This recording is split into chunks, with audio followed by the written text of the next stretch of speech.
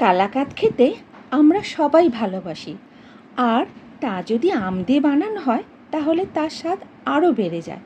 এখন বাজারে প্রচুর পাকা আম পাওয়া যাচ্ছে, তাই এই পাকা আম দিয়ে একবার কালাকাঁদ বানিয়ে দেখতে পারো। রেসিপিটা খুবই সহজ। নমস্কার বন্ধুরা, আমি কৃষ্ণকলি। আমার ইউটিউব চ্যানেলে সবাইকে স্বাগত। আজকে আমি পাকা আমের কালাকাঁদের রেসিপি তোমাদের কাছে শেয়ার করব। রেসিপিটা খুবই সোজা, খেতে কিন্তু খুবই টেস্টি হয়, আর গেস্ট ঘরে এলে তোমরা খুব সহজেই সার্ভ করে দিতে পারবে।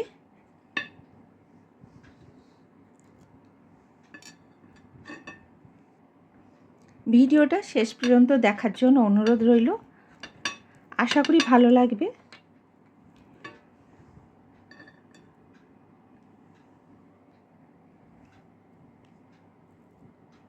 চলো রেসিপিটা শুরু করি।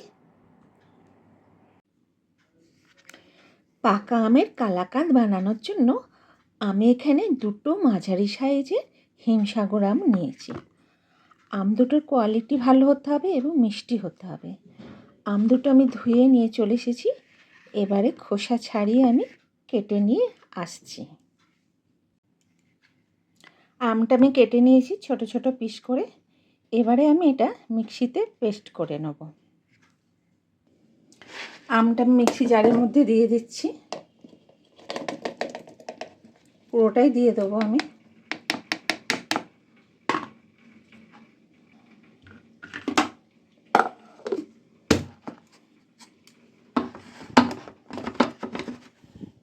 আমি একটা ঘন পেস্ট বানিয়ে নিচ্ছি। আমার পেস্ট বানানো হয়ে গেছে, দেখো কি সুন্দর হয়েছে। এবারে আমি এটা একটু ছেঁকে নেব, কারণ এর মধ্যে অনেক ফাইবার আছে। তার আগে আমি একটুখানি মেজারমেন্ট কাপ দিয়ে একটু মেপে নেব কতটা আমের পাল্প হয়েছে। আমি মেজারমেন্টের কাপে মেপে নিয়েছি। এটা আমার 250 ml কাপ। 250 ml কাপে আমার 1 কাপের মতো হয়েছে। এটা আমি এতে ঢেলে দেবো। এই ছাঁকনিটার মধ্যে ঢেলে দিচ্ছি, দিলে ফাইবারগুলো তাহলে একটু আলাদা হয়ে যাবে। ফাইবারগুলো থাকলে আমার কালাকাঁদের মধ্যে ফাইবারগুলো থাকলে ভালো লাগবে না, এই জন্য ফাইবারগুলোকে এইভাবে আলাদা করে নিতে হবে। আমি এটা ছেঁকে নিয়েছি, আমার ফাইবার সেরকম কিছু বেরোয়নি। হিমসাগর আমে ফাইবার থাকে না খুব একটা, তবু একটু ছেঁকে নেওয়া ভালো। আমি একটু ছেঁকে নিয়েছি। আমার একেবারে কালাকাঁদ বানানোর জন্য আমের পাল্প একেবারে রেডি হয়ে গেছে। খুব সুন্দর পাল্পটা হয়েছে। আমি এবারে দুধটাকে রেডি করব। এটাকে একপাশে সরিয়ে রাখি, আমি এবার দুধটাকে রেডি করছি। দুধটা রেডি করার আগে আমি যে ট্রেটাতে আমি সন্দেশটা পাতবো, কালাকাঁদ মিষ্টিটা পাতবো, সেই ট্রেটা আমি একটু রেডি করে নিচ্ছি। আমি একটা কাঁচের ট্রে নিয়েছি। এর মধ্যে আমি একটা সাদা কাগজকে মাপ করে কেটে নিয়েছি। আমার কাছে বাটার পেপার নেই, তাই এটা মাপ করে কেটে নিয়েছি। এটাকে আমি এবারে ঘি ব্রাশ করে দেবো, তাহলে এটা বাটার পেপার হয়ে যাবে। ঘি ব্রাশ করে এর মধ্যে দিয়ে দিচ্ছি। আমি পেপারটার মধ্যে ঘি ব্রাশ করে নিয়েছি। এই যে ঘি লাগিয়ে নিয়েছি, ঘি বা বাটার যে কোনো খুশি লাগাতে পারো। দিয়ে আমি এটা এর মধ্যে দিয়ে দেবো। এটা আমি মাপ করে প্রথমে কেটে নিয়েছিলাম। দিয়ে এবারে এর গাগুলোকেও একটুখানি ঘি লাগিয়ে নেব, তাতে আমার এটা কালাকাঁদটা আনমোল্ড করতে সুবিধে হবে। আমার ট্রে রেডি হয়ে গেছে। আমি এবারে দুধটা রেডি করতে যাচ্ছি। আমি কালাকাঁদ বানানোর জন্য 1 লিটার ফুল ফ্যাট মিল্ক নিয়েছি। 2 প্যাকেট নিয়েছি, 500 500 করে 1 লিটার আছে। আমি এবার এটা কড়াতে ঢেলে দেবো। আমি গ্যাসে কড়া চাপিয়ে দিয়েছি। এবারে আমি 1 লিটার দুধ দিয়ে দেবো আমি এর মধ্যে।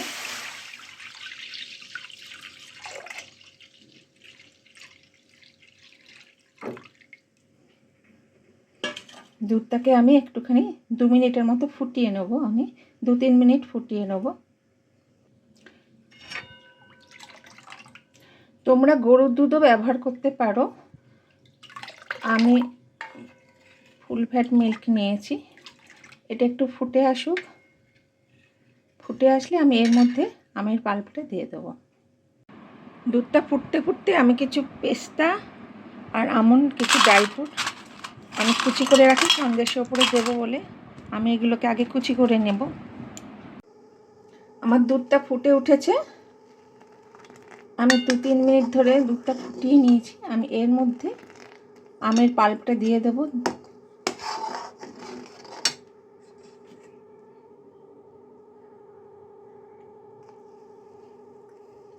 আমের পাল্পটা দিয়ে দুধের মধ্যে ভালো করে মিশিয়ে দেব। আমের পাল্পটা দুধের মধ্যে দিয়ে দিয়েছি। এবারে আমি ফ্লেমটা হাই করে ভালো করে মিশিয়ে দেবো আর ক্রমাগত নাড়তে থাকবো। এই আমের পাল্পটা দুধটা কাটতে সাহায্য করবে। পাকা আমের কলাকাঁদ বানানোর জন্য ছানার দরকার নেই, আগে থেকে তৈরি করা। এই আমের পাল্প দিয়ে দুধটা নাড়লে দুধটা ছানা কেটে যাবে। পুরোপুরি কাটবে না, একটু দানা দানা হবে, যেটা আমাদের দরকার। আমের কালাকাঁদ করার জন্য যে দানা দানা ছানাটা দরকার সেটাই হবে। এটা ক্রমাগত নেড়ে যেতে হবে, নাহলে তলায় লেগে যাবে। নাড়তে নাড়তেই এটা ছানা কেটে যাবে, আস্তে আস্তে আস্তে আস্তে দানা দানা হয়ে যাবে।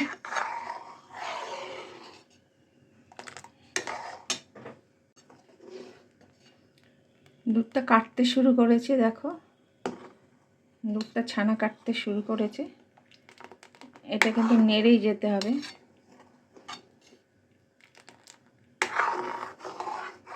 কিছুক্ষণ নেড়ে নেব, তারপর এর মধ্যে আমি বাকি জিনিসগুলো একটা একটা করে দেবো।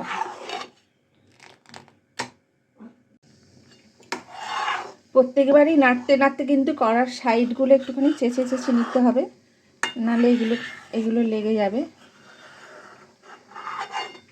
এই সাইডগুলো চেঁচে চেঁচে নিতে হবে।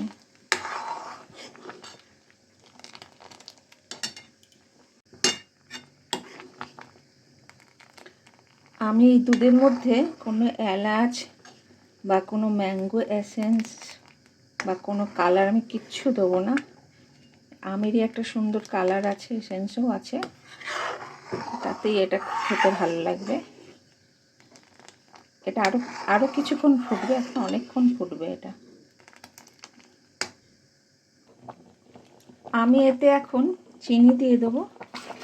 আমি 3 টেবিল চামচ চিনি দিয়ে দেবো।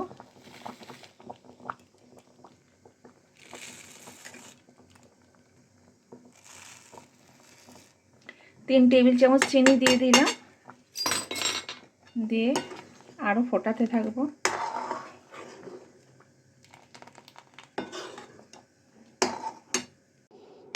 আমি এবারে পাউডার দুধ দিয়ে দেবো। 3 প্যাকেট 10 টাকা দামের যে পাউডার দুধগুলো পাওয়া যায়, সেই পাউডার দুধগুলো আমি 3টে দিয়ে দেবো। তবে একবারে দেবো না, একটা দিয়ে মিশিয়ে নেবো, মিশিয়ে তারপর একটা দেবো, তারপর একটা দেবো, একটা একটা করে দেবো। আমি ফ্লেমটা কমিয়ে দিয়েছি একেবারে। এবারে 10 টাকা দামে যে পাউডার দুধগুলো পাওয়া যায়, সেই পাউডার দুধগুলো আমি দুধের একটা আমি দিয়ে দিচ্ছি, এই পর্যায়ে এসে দিয়ে দিচ্ছি।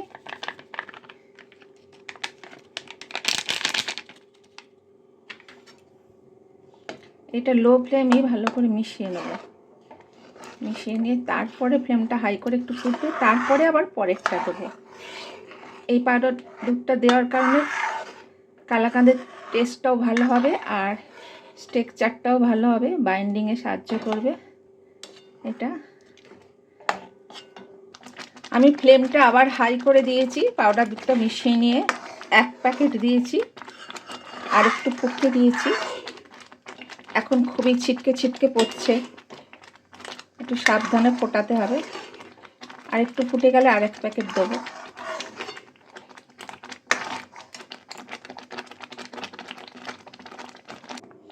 ফ্লেমটা আবার লো করে দিয়েছি, দিয়ে আর 1 প্যাকেট দিয়ে দিচ্ছি।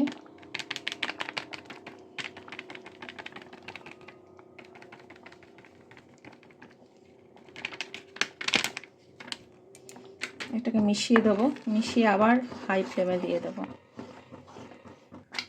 মেশানো হয়ে গেছে, আমি আবার হাই ফ্লেমে দিয়ে দিয়েছি। খুবই মারাত্মকভাবে ছিটকে ছিটকে পড়ছে, খুব সাবধানে নাড়তে হবে। এখন শেষে আর 1 প্যাকেট দুধ দিয়ে দেবো। ফ্লেমটা কমিয়ে দিয়ে এই পর্যায়ে এসে আমি লাস্টে দুধের প্যাকেটটা দিয়ে দেবো।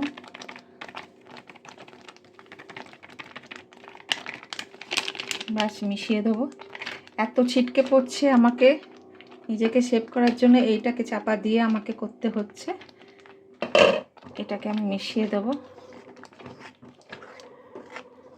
আর কিছু করার নেই। এবার এটা ঘন হয়ে আসলে, কড়া থেকে ছেড়ে ছেড়ে আসলে, তখন এটা আমি নামিয়ে নেব এবং নাড়তেই থাকবে এরকম করে। পাউডার দুধটা মিশিয়ে নিয়েছি। আমি আর ফ্লেমটা হাই করব না, এটা একটুখানি মিডিয়াম ফ্লেম করে দিলাম। এবার মিডিয়াম ফ্লেমেই নাড়বো। এটা নাড়তে নাড়তেই এটা হয়ে যাবে। এটা ঘন হয়ে এসছে, যখন কড়া থেকে ছেড়ে ছেড়ে আসবে তখন নামিয়ে দেবো। বেশি ঘন করব না, কালাকাঁদ তো নরম নরমই হয়, বেশি ঘন করব না আমি। আমার ফুটতে ফুটতে অনেকটাই কমে এসছে। আমি এবারে, আমার এটা এবারে হয়ে এসছে, কড়া থেকে ছেড়ে ছেড়ে যাচ্ছে, অনেকটাই ঘন হয়ে এসছে। আর বেশি ঘন করব না, আমি এটা এবারে নামিয়ে দেবো। আমি গ্যাসটা অফ করে দিচ্ছি, দিয়ে এই ট্রেটার মধ্যে আমি ঢেলে নিচ্ছি।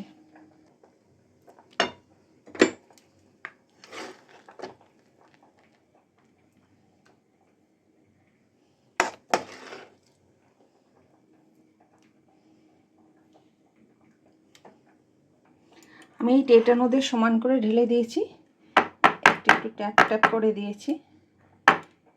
এবারে আমি এটা ঢাকা দিয়ে রেখে দেবো, বাইরেই রেখে দেবো, 2 ঘন্টার মতো রেখে দেবো ঢাকা দিয়ে। 2 ঘন্টা পরে আমি আবার আসবো।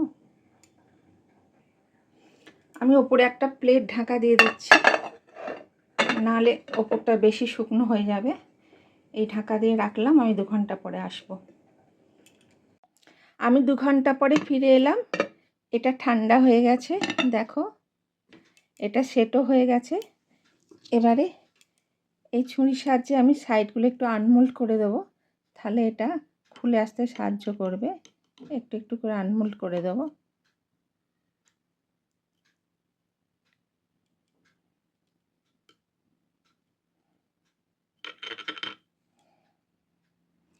আমি সাইডটা খুব সুন্দর করে ছাড়িয়ে নিয়েছি।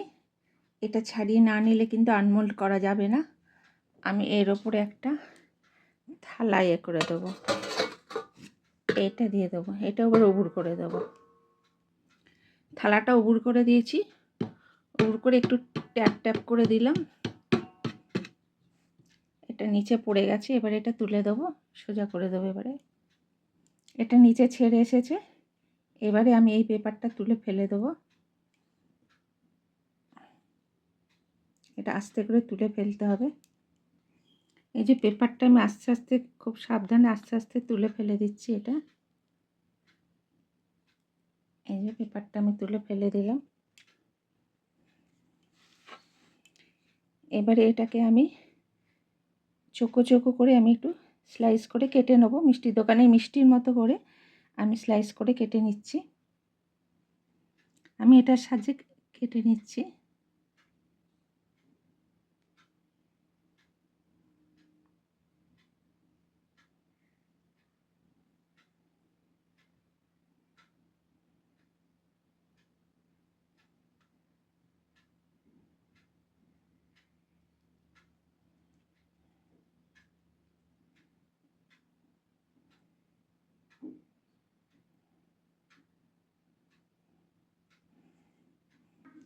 আমি ছুরির মধ্যে একটু ঘি লাগিয়ে নিয়েছি, তাই এটা স্মুথ কাটা যাচ্ছে, নাহলে স্মুথ কাটা যাবে না।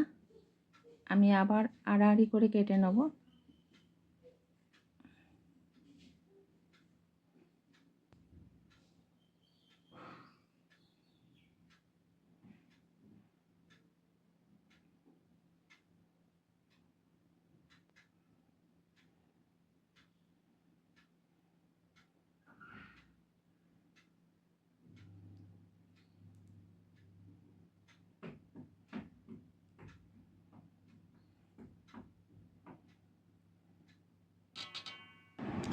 ছুরি দিয়ে পিস করে নেওয়ার পরে আমি আরও প্রমিনেন্ট করার জন্য এগুলো এইটা দিয়ে স্প্যাচুলা দিয়ে ভালো করে এর মধ্যে দিয়ে খাঁচে খাঁচে ঢুকিয়ে ভালো করে করে দিয়েছি, তাহলে ভালো করে উঠবে সন্দেশগুলো। প্রত্যেকটা আবার এটা দিয়ে করে নিয়েছি। এবার আমি এর ওপরে ড্রাই ফ্রুট ছড়িয়ে দেবো। আমি যে ড্রাই ফ্রুটগুলো কেটে রেখেছিলাম সেগুলো এর উপরে ছড়িয়ে দেবো। এবারে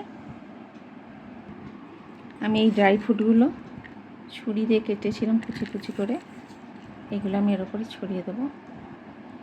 এগুলো অপশনাল, দেখতে ভালো লাগবে।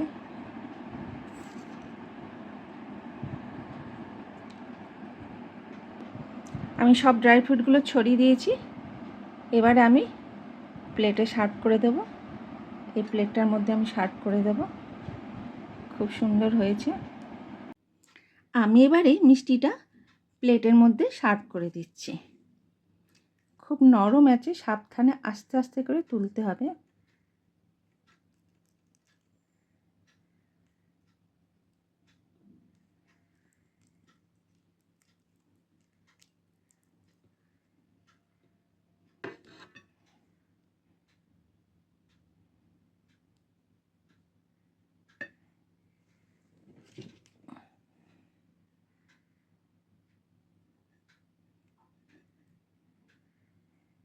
খুব আস্তে করে নামাতে হবে। আমি একাই করছি তো, এই জন্য খুব সাবধানে করতে হচ্ছে, না হলে ভেঙে যাবে।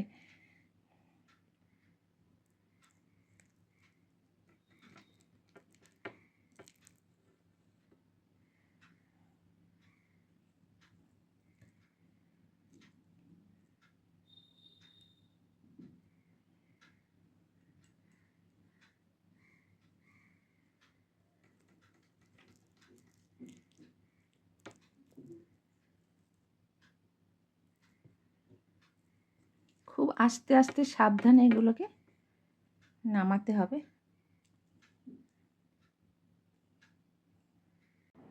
আমি প্লেটে কিছু সার্ভ করে নিয়েছি। দেখো কত সহজে রেডি হয়ে গেল ম্যাঙ্গো কালাকাঁদ। এটা খেতেও কিন্তু খুব টেস্টি হয়। খেতে টেস্টি, কিন্তু তৈরি করতে খুবই সহজ। দেখলে কত সহজেই আমি তৈরি করে নিলাম। আমার এতগুলো হয়েছে, আমার 16 পিস হয়েছে। তোমরাও তৈরি করো, তৈরি করে কমেন্ট করে জানাও কেমন হয়েছে। আমার ভিডিওটা আজ এই পর্যন্ত।